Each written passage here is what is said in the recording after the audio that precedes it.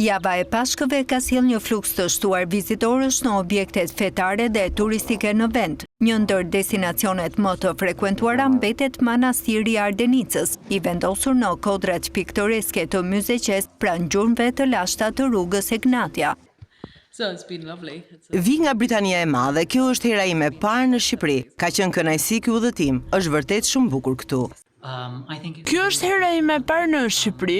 Mendoj se është një vend shumë i bukur. Një nga gjërat që kemi vënë re veçanërisht është se kudo që shkojmë, mund të shohim male dhe të mësojmë rreth historisë. Për banorët e zonës si Sokrat Nako, manastiri përfaqëson një pasuri të vyer shekullore dhe një simbol të rëndësishëm të trashëgimisë shpirtërore. Ka një gjallëri të jashtëzakonshme për shkak të Pashkëve, të atmosferës fetare. Këtu vinë gati 30.000 turistë gjatë gjithë sezonit.